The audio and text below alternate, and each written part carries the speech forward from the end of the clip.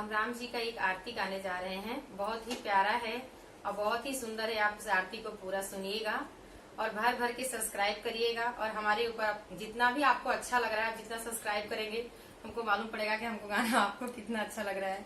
और हमारी बेटी भी आपके साथ है इस आरती को गाने के लिए, उसकी भी आवाज को सुनिए और सब्सक्राइब करिए।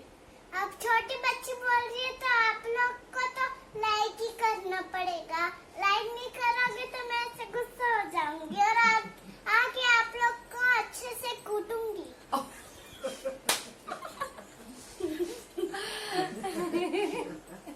कूटूंगी।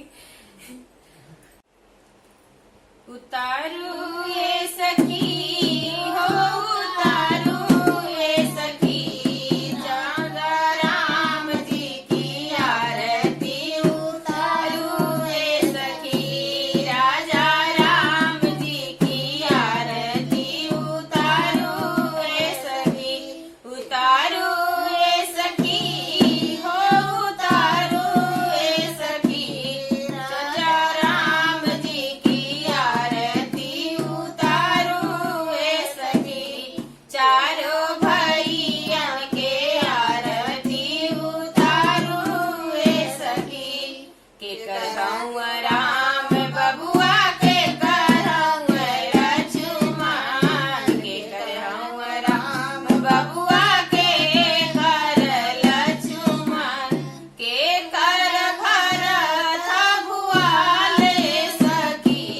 सखी हो, के कर भरत भुआले सखी, राजा राम जी की आरती। उतारू ये सखी, चारों भैयन के आरती। उतारू ये सखी, कौशल्या के राम बबुआ, सुमित्रा के लक्ष्मण। कौशल्या के राम बबुआ, सुमित्रा के लक्ष्मण, के कई के भरत भुआले सखी। सखी हो, के कई के भरत भुआले सखी, राजा राम जी की आरती। उतार ये सखी, सीता राम जी की आरती। उतार ये सखी, कौन रंग राम बबुआ, कौन रंग लक्ष्मण। कौन रंग राम बबुआ, कौन रंग लक्ष्मण, कौन रंग भरत भुआले सखी।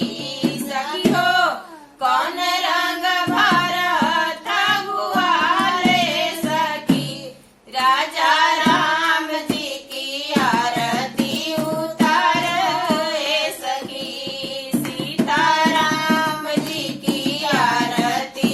उतारू ये सखी, उतारू ये सखी,